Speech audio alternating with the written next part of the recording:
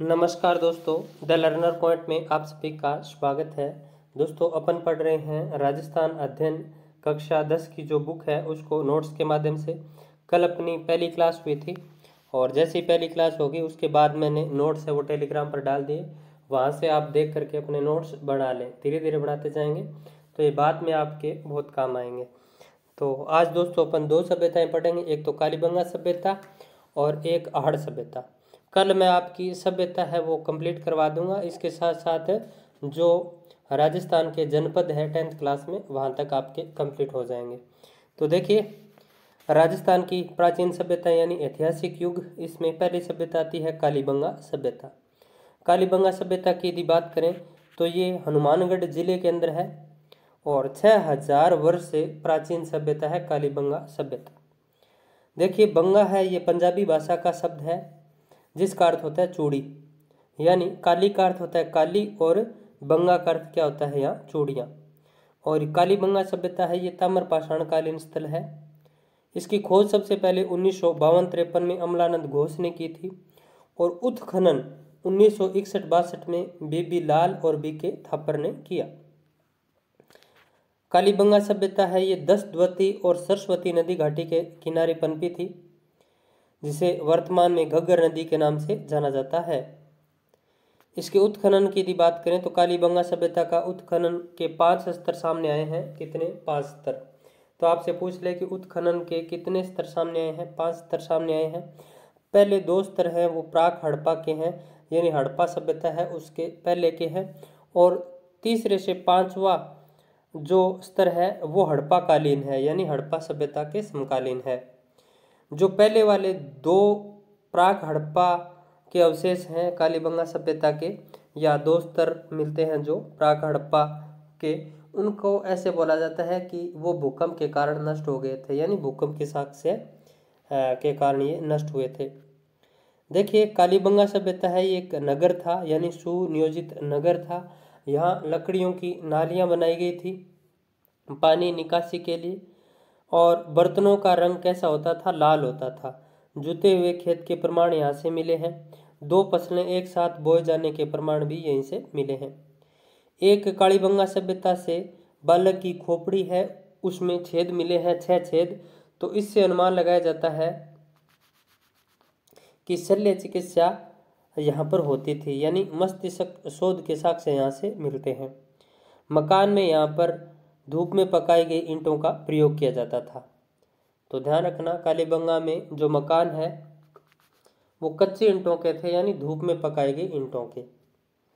फिर देखिए, हवन कुंड के यहाँ से साक्ष्य मिलते हैं। बेलनाकार मोहर मिली है यहाँ से, खिलौना गाड़ी मिली है यहाँ से, कब्रिस्तान मिला है यहाँ से, यानी स्वाधान पद्धति के साक्ष्य यहाँ से मिलते हैं।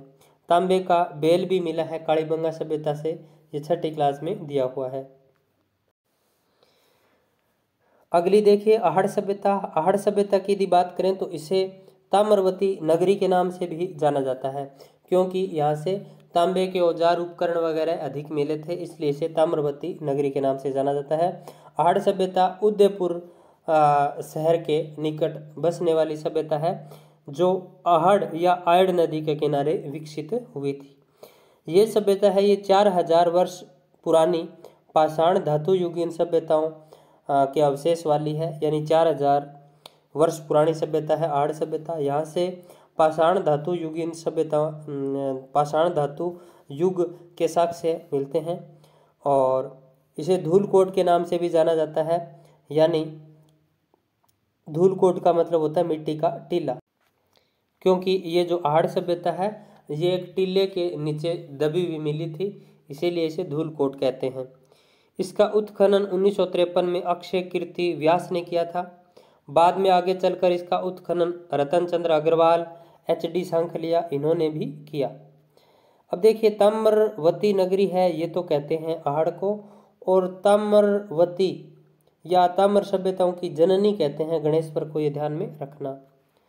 फिर देखिए, कल ये जो आहड़ सभ्यता है इसके जो मकान थे ना, मकान उसकी नींवों के अंदर पत्थरों का प्रयोग होता था। ध्यान रखना, कौन सी सभ्यता के मकानों की नींवों में पत्थरों का उपयोग होता था? तो आहड़ में। और जो ऊपर की जो दीवार वगैरह होती थी वो धूप में पकाई गई ईंटों की यानी कच्ची ईंटों की होती थी आहड़ सभ्यता में। मृतकों को गहनों और आभूषण के साथ दफनाया जाता था यहाँ पर, यानी मृतक कोई मर जाता था तो उसके साथ गहने और आभूषण इसलिए दफनाए जाते थे ताकि ये पुनः जन्म लेगा तो धन दौलत वाला इस तरह का मतलब ये व्यक्ति पैदा हो, यानी उनका ऐसा विश्वास था कि मृत्यु के बाद पुनः क्या होता है, जन्म होता है। फिर देखिए लाल काले मिट्टी के बर्तन वाली संस्कृति का ये प्रमुख केंद्र था, यानी लाल काली मिट्टी वाले यहाँ पर बर्तन मिले हैं। तांबे के औजार उपकरण यहाँ से मिले हैं। रंगाई छपाई के ठप्पे मिले हैं, यानी यहाँ पर रंगाई और छपाई का उद्योग रहा होगा। तो ये दो सभ्यताएं थी, कालीबंगा और आहड़। ये आज अपन ने पढ़ी हैं। मुझे ज़्यादा टाइम नहीं मिल पाया नोट्स बनाने के लिए, अभी शाम को ही थोड़ा टाइम मिला है, अभी मैंने इतने ही बनाए हैं। तो कल अपन गिलुंड सभ्यता, गणेश्वर और अन्य महत्वपूर्ण प्राचीन सभ्यताएं और राजस्थान के जनपद यहाँ तक कंप्लीट कर लेंगे। फिर अपने राजपूतों की उत्पत्ति और आगे अलग अलग वंश आएंगे वो पढ़ेंगे। तो फिर मिलते हैं नेक्स्ट वीडियो में, तब तक जय हिंद जय भारत।